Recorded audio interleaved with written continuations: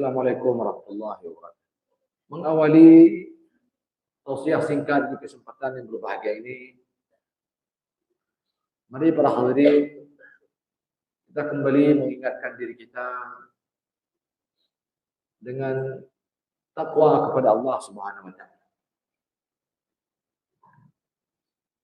Dalam rangkaian ayat haji yang panjang, Allah sebutkan di sana wa tazawwadu fa inna khairaz zadi taqwa. Allah sebelumnya mengatakan al-hajju ashhurun ma'lumat. Faman farada fihinna al-hajj fala rafatha wala fusuqa wala jidala fil hajj. Wa ma taf'alu min khairin ya'lamuhu Allah. Wa tazawwadu fa inna khairaz zadi taqwa. Ayat yang saya kira bukan hanya saja saya, tapi banyak khatib-khatib yang lain juga sering menyampaikan ayat ini kepada kita, terutama di hari Jumat seperti ini. Ayat yang memerintahkan kepada kita untuk selalu berbekal di dalam kehidupan di dunia ini. Dan bekal yang paling utama yang harus dimiliki oleh setiap kita adalah bekal ketakwaan. Ketika Allah mengatakan wa tazawwadu, itu umum. Berbekallah kalian. Dan secara khusus dari perintah berbekal itu pada dasarnya ditujukan kepada bekal untuk kehidupan dunia. Lalu kemudian Allah katakan bahwa sebaik-baik bekal itu bukan bekal untuk kehidupan dunia, tapi bekal takwa.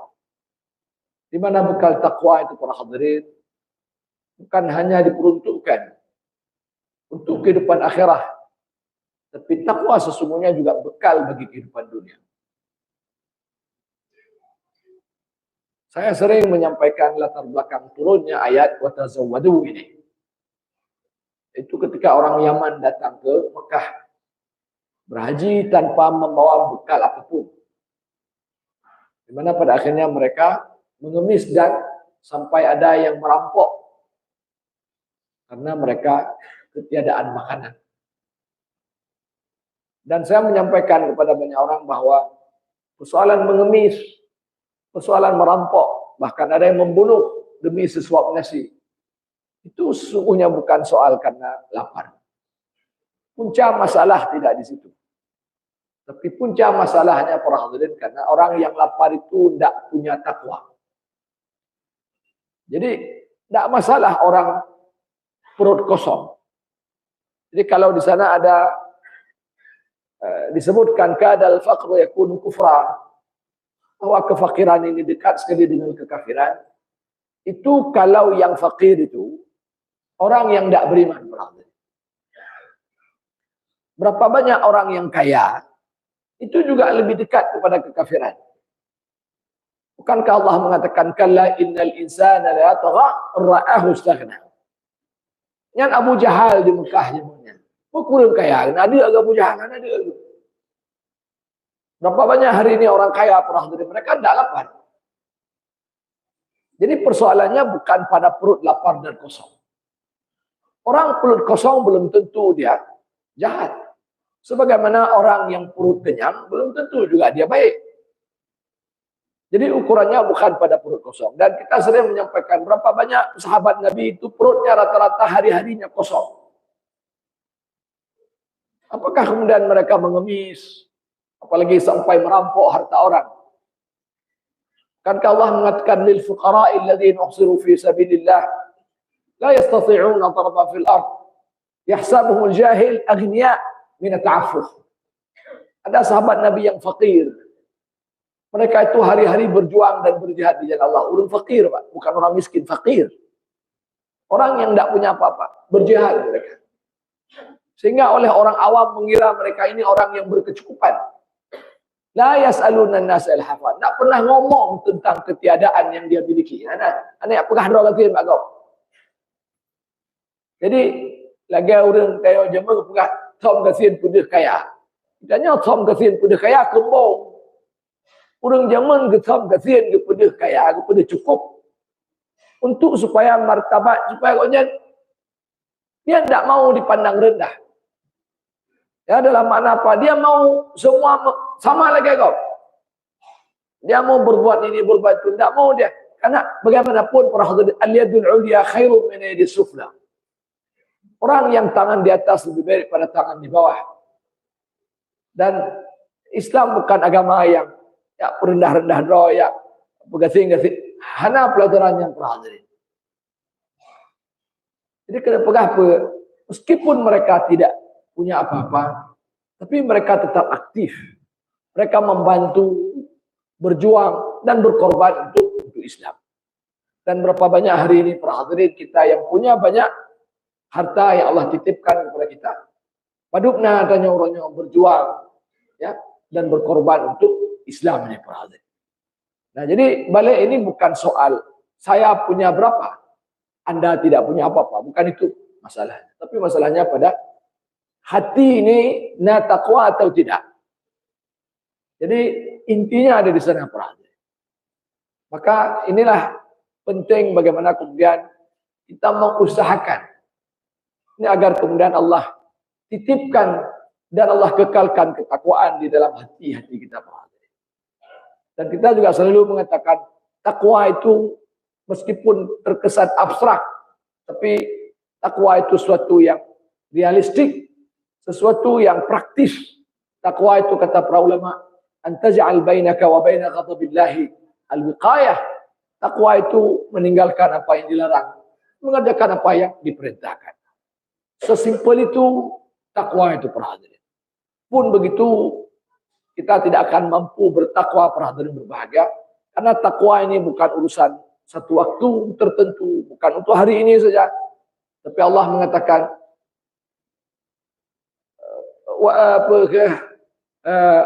wa'bud rabbaka hatta ya'tiyakal yaqin. Jadi ini soal bagaimana komitmen kita dalam mengerjakan yang baik sampai kemudian ajal datang menjemput. Nah, tentu di sini para hadirin kita doa diajarkan setiap kita salat. Ihdinas siratal mustaqim. Saya kira salah satu substansinya adalah bagaimana kemudian kita minta kepada Allah agar kemudian Allah kekalkan kita dalam petunjuk, agar kemudian hari-hari kita dipenuhi dengan kebaikan, dan itu sampai kita bertemu dengan Allah Subhanahu wa taala. Sekali lagi para hadirin berbahagia, mari di kesempatan yang singkat ini kita kembali mengetuk hati kita masing-masing. Kita bermuhasabah diri minimal sejumat sekali. Inilah waktunya. Sejauh mana sudah saya dengan takwa kepada Allah Subhanahu wa taala? Sejauh mana sudah komitmen saya dalam menjalankan dan meninggalkan apa yang dilarang oleh Allah Subhanahu wa taala? Dan ukurnya ada perintah Allah yang besar. Hanya kena datang pada bab yang kedua. Ataupun pada apa yang kena dapegah setelah pesan takwa. Dan ini juga bahagian pada pesan takwa. Jadi kalau kita ingin bicara tentang muhasabah diri, tentang di mana saya dengan takwa, kau kena ada perintah kurban. Yang benar ada pegah sahabat Nabi dulu fakir, tapi mereka berkorban untuk Islam. Mereka berjuang untuk Islam. Dan bukankah Allah mengatakan, am hasibtum an tadkhulul jannata walamma ya'lamillahu alladhina jahadu minkum wa ya'lamu as-sabirin. Jadi dan Nabi mengatakan ala inna sil'atallahi al-ghaliyah. Jadi surga itu tidak seperti yang diomongkan di lagu-lagu para hadirin. Ya, tentang mengatakan surga. Ini sesuatu yang mahal. Ala inna sil'atallahi al-ghaliyah. Ya Allah mengatakan am hasibtum an tadkhulul jannah. Ketika katanya mudah-mudahan tentang surga. Walamma ya'tikum mathalul ladzina khalu min qablikum massatumul ba'sa wad-dharra wa zulzilu hatta yaqula ar-rasul wal ladzina amanu ma'ah mata nasrullah. Sebuah gambaran masa lalu para hadirin di zaman nabi-nabi terdahulu. Bagaimana orang-orang yang ada bersamanya berjuang demi Islam, demi tauhid. Dan mereka ada yang dibelah tubuhnya menjadi dua, kata Nabi. Ada yang disisir dengan sisir besi dari kepalanya sampai ke bawah. Terlucuti seluruh daging yang ada di badannya para hadirin. Tapi mereka tetap istiqamah, ya, menjalankan agama ini dan tetap dalam memperjuangkan Islam ini para hadirin berbahagia. Dan ayat itu, ya kena pegang baru. Yang ayat yang pegang am hasibtum, bukan fikir katanya mudah-mudahan datang surga. Yang ketawa banget di urundan kebetulan. Itu ayat turun pertama sekali kepada para sahabat. Orang yang hari ini sikap dan kehidupan mereka kita sanjung perhatian.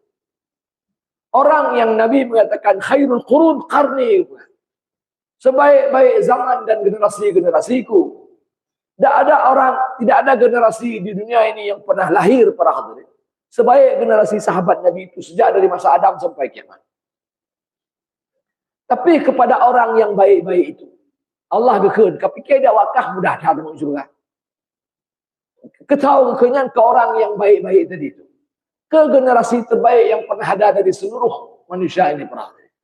Allah mengatakan begitu. Temannya kepada generasi terbaik Allah pegah menamamnya kitanya orangnya pun pegah kira-kira. Kalau ayat itu ditujukan kepada Abu Bakar, kalau ayat itu ditujukan kepada Umar dan lain-lainnya sahabat, lalu kira-kira menyangkut kitanya bahasa ikibat. Jadi Islam ini butuh komitmen perhatian.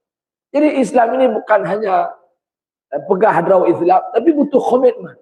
Dan komitmen itu ada pada apa perhatian? Dua kalimat Allah katakan. Walamma ya'lamillahu alladhina jahadu minkum ila as-sabr. Pada jihad dan as-sabr. Pada mujahadah, pada kesungguh-sungguhan dan pada kesabaran. Sejauh mana kita sungguh. Jadi di situ bukti. Jadi dan bukankah Allah mengatakan dalam ayat yang panjang, laisal birra an tuwallu wujuhakum qibala al-mashriq wal maghrib, walakinnal birra man amana billahi wal akhir wal malaikati wal kitabi wan nabiyyin wa ata al-mal ala hubbihi dhawil qurba wal yatama wal masakin.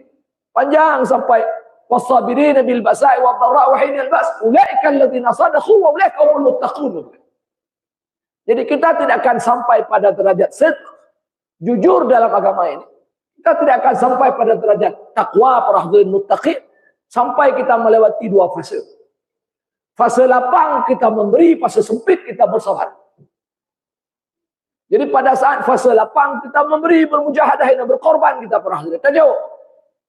Wa atal mal ala hubbihi dzil qurba wal yatama wal masakin wa aqama shalah wa ata zakat. Nyan wa telapang. Telapang jauh. Ketika kita ditimpakan musibah, bencana, wasabirina fil ba'sa'i wad dharra.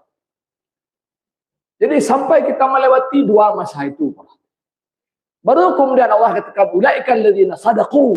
Itulah orang-orang yang jujur akan keimanan mereka. Kan pegah-pegah minta. Kan baca koko, kan kepiah haji baulai kan nyanggup panjang, bukan di situ. Dia ukuran di perhatian. Wa ulaika humul muttaqun, dan itulah orang yang betul-betul bertakwa. Jadi kejujuran itu dilihat pada keseluruhannya para hadirin. Jadi bukan hanya pada tampilan fisik dan lahiriah saja. Karena sekali lagi ketika Islam ini bukan hanya soal tampilan fisik, tapi juga soal batin yang ada di hati para hadirin. Tapi lagi-lagi kena pegang persoalan batin ini bukan persoalan yang tidak terukur. Lagi-lagi persoalan batin itu diukur dengan amalan lahiriah. Nabi ketika berbicara tentang orang beriman, Nabi katakan, "Idza ra'aitumur rajul ya'tadul masajid, fashhadu lahu bil iman." Kalau kalian lihat orang selalu ke masjid, maka itu orang beriman.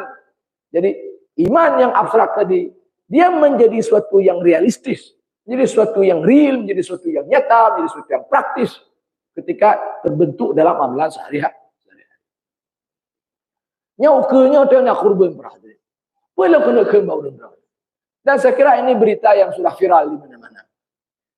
Tahun 2023 tempoh hari, ya, tahun 2025, jumlah uang yang ditransaksikan oleh sebagian orang dalam judi online, judi. Ini kena pula judi. Ya. Uang yang dihabiskan oleh orang, main judi online. Ini untuk nak judi lain lah, judi online. Itu hampir 400 triliun yang dalam setahun 2023. Lalu pegah orang Indonesia hari ini ekonominya kembang kempis. Kembang kempis pegah. Tapi bayangkan ada orang, dan ini bukan semua warga Indonesia, Pak.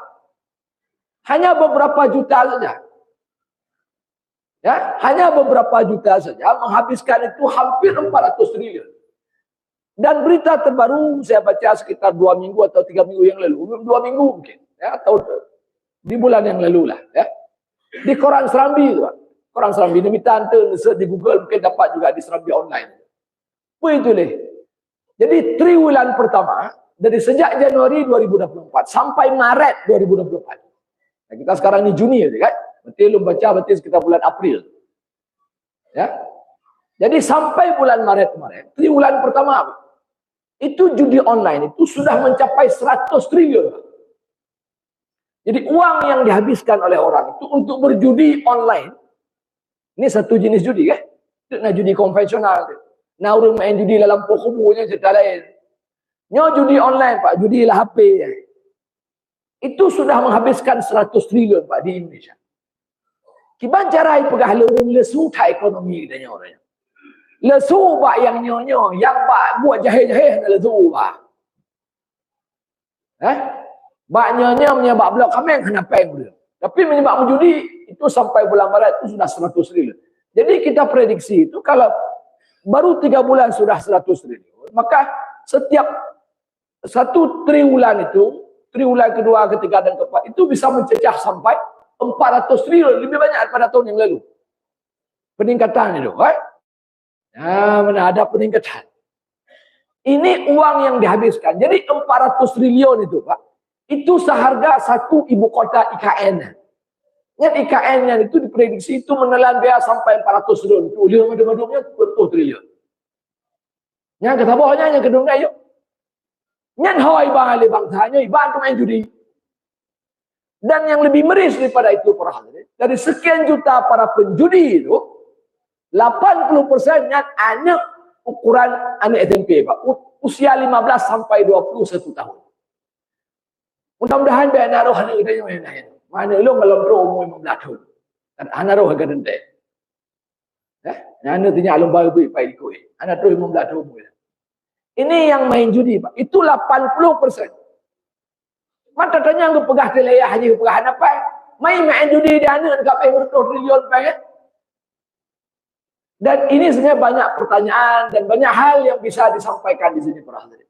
Tapi lo kan kena perpanjang soal tanggung jawab orang tua kepada anaknya, hendak kena bahaya panjang hadir. Tapi kena pegah tu. Orang tanya, para hadirin, tanya, atai kata kepeng untuk buat God, nya laju hendak peng. Nya kena pegah ni. Tapi menyebab buat jahil, menyebab buat nafsu, gemutang peng. Dan temuan BI, Pak, temuan BI Bank Indonesia. Dari mana uang itu? Itu pinjaman online rata-rata. Pinjol-pinjol itu. Jadi pinjol itulah mereka menggunakan itu. Judi salah satunya sumbernya pinjol. Pinjaman online. Anak-anak dia pinjam online itu. Artinya kena pegah apa? Orang kena buat jahil, pinjam je. Mutang ada masalah. Tapi asal itu buat gak pernah tu sampai pegah anak peng. Sampai-sampai pegah anak, sampai-sampai pegah anak. Maka jika kasihan sampai-sampai gitu. Padahal sini anak kambingnya 2 juta setengah. Bukan mahal hati sini anak kambingnya. Ini belum lagi kita katakan orang yang isap rokok dan segala macam. Berapa triliun satu tahun itu dihabiskan untuk rokok. Cuma ada pegah ditanya, kamu ronyok karena setiap belah bawa kambing. Hana le. Baru dikira le kurban perhatian tabah rumah minimal 2 buah kambing. Nyangka le. Manfaat tak cok bang di Acehnya tiap tabah rumah 2 buah kambing. Jadi kurban itu minimal itu 1 rumah 1 kambing. Yang itu standar minimal. Jadi menyana pegah tiap rumah nak kambing baik pegah le. Tiap rumah kurban lebahnya hana le. Baru le menyana 2 buah, lebah tabah rumah nyan baru pegah le. Dan 400 triliun tadi itu, Pak. Nyan menyana tepat kambing kebel lemau yang nak seluruh Indonesia harganya tak sampai segitu. Jadi artinya kita menghabiskan untuk setan itu lebih banyak daripada kita menghabiskan untuk mereka. Dan ini cerita komitmen tadi. Komitmen, Pak. Ini komitmen kita dalam beragama. Jadi agamanya hanya pegah-pegang. Agama ini laisal iman bitamanni gitu kan. Iman itu bukan dengan angan-angan. Tapi iman itu mengikrarkan pada mengiktikadkan pada hati, diucapkan dan wasaddaqahu al-jawarih, dan dibenarkan oleh perbuatan anggota tubuh. Menyauranya tanya gelak kurban. Tidak perlu bilang ini, tidak perlu bilang itu. Dan Nabi gekun dalam sebuah hadis para hadirin berbahagia. Man malaka sa'ah. Tepun di hari lagi, man malaka mal. Siapa yang punya sa'ah? Jadi kelapangan para hadirin. Nah lapang.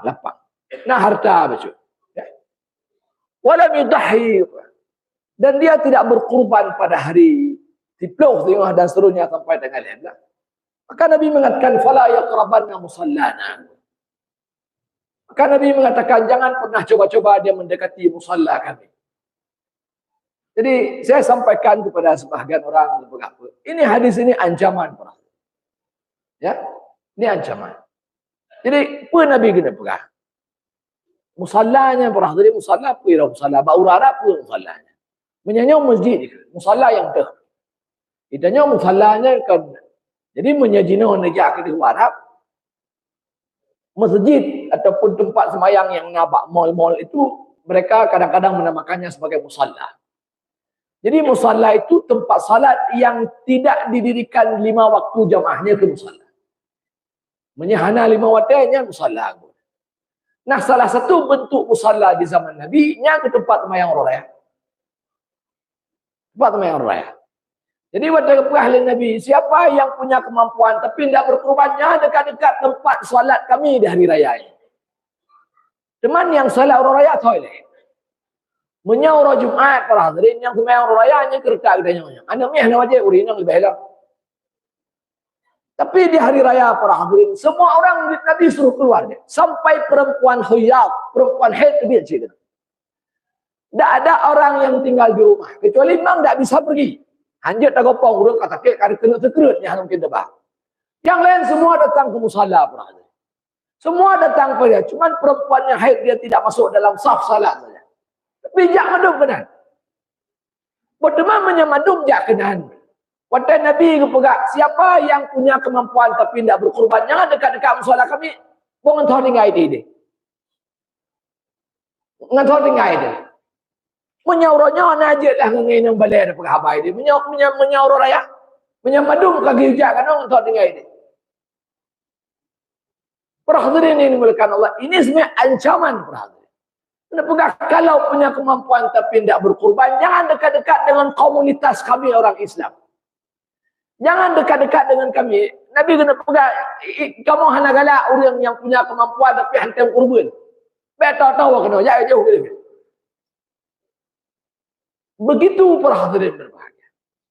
Jadi Nabi hanya galak menyatanya orang punya kemampuan tapi tidak berkorban. Dan ini namanya sunnah para hadirin. Kalau dalam fikih sunnah itu mukhalafah pada sunnahnya makruh. Makruh itu sesuatu yang dibenci. Dan menyalakan makruh sebagai ulama bukannya je haram. Dan ini bukan soal mahal para hadirin sekalian. Tidak mahal. Tergantung hati itu. Kalau orang raya Idul Fitri berapa banyak satu rumah itu menghabiskan uang untuk persiapan Idul Fitri. Iblau bajian kue lambalang yang penduk peng lebih sama kamengan. Nah laga madu. Hampir rata-rata rumah ada itu. Pakai orang raya nyokatan. Pakai orang raya jehna. Pakai orang raya orang pontang-ponteng siang malam cari duit. Tapi orang saja ikai kalau menyapeng orang raya. Ikai kalau menyapeng. Pakai madu pakai ikai perlepeng orang raya. Pakai orang raya hanya pakai ikai perlepeng kekurban. Jadi balik lagi ini soal komitmen kita terhadap agama ini para hadirin. Jadi orang manjada wajada kurara. Kalau kita ini mau bersungguh-sungguh dapat. Nya dari pomkan cikatan niat tu pada enggak bi Tuhan. Tapi ketika niat ada sejak di awal tahun para hadirin. Kita berdoa Allah ya Allah lu kena kubur hukum lebih kemudahan dan kelapangan kelot. Terbuka pintu rezeki lu kena kubur. Nak tabung pe macam-macam. Sebulan dikartu ribu sebulan. Orang dalam sebulan ni minta peng untuk raya Idul Fitri ya berapa? Masalah kita dengan berapa ini? Sebulan orang berjuta itu mengkai dalam bulan puasa. Imekat mi calu, imekat bororo macam dia berlaku. Berapa apa? Itu mau belah baju baru kanu, itu mau cat rumah baru, itu mau pegang rumah baru, itu mau belah mata baru, itu mau kawin baru lain. Mana itu mau? Bukan karena azam yang kuat. Tapi ini azamnya lemah. Tapi pegahan cat kalinya. Tapi pegahan cat. Dan bukankah Allah berkata asy-syaitan ya'idukumul faqra wa ya'murukum bil fahsya? Wallahu ya'idukum maghfiratan minhu wa fadla. Ini si syaitan si menembui.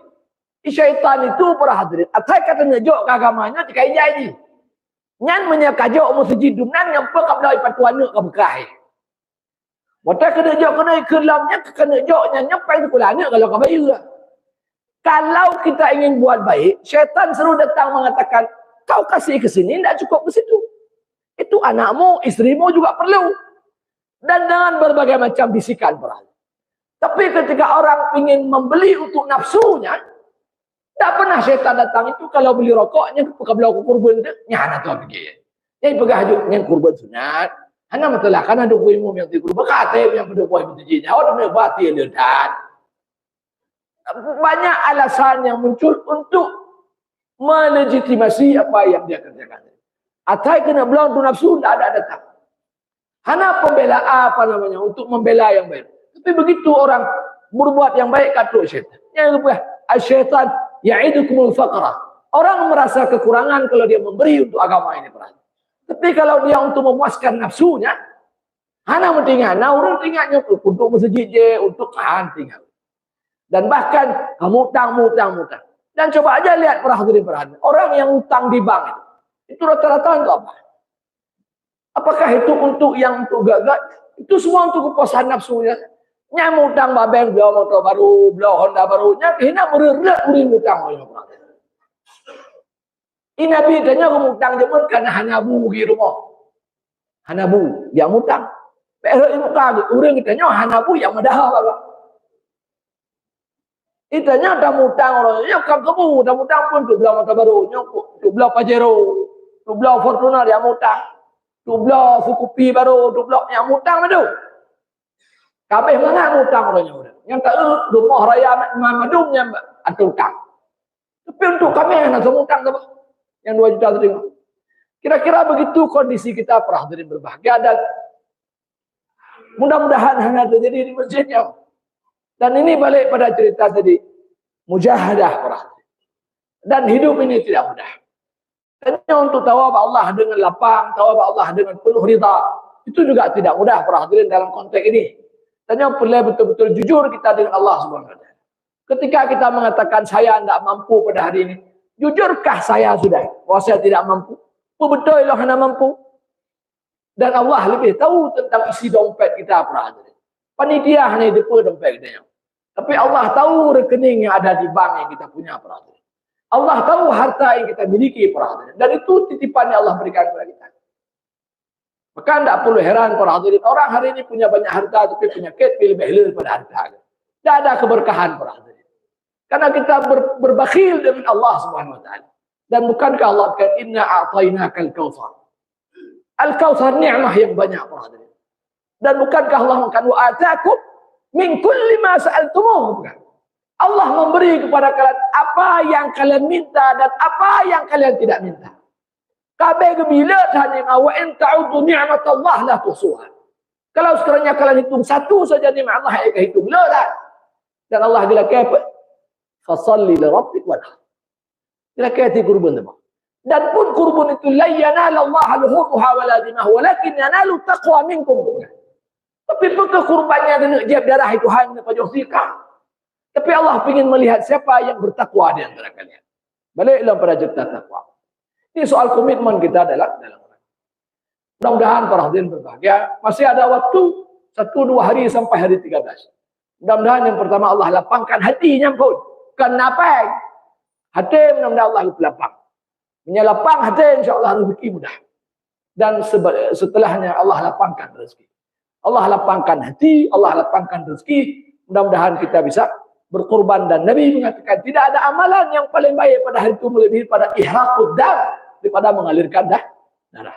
Mudah-mudahan ada manfaat, rahmat berbahagia. Lekemah su parau. Barakallahu li wa lakum fil Qur'anil karim wa nafa'ani wa iyyakum bima fihi minal ayati wa dzikril hakim. Wa taqabbala minni wa minkum tilawatahu innahu was samiul alim. Udullah.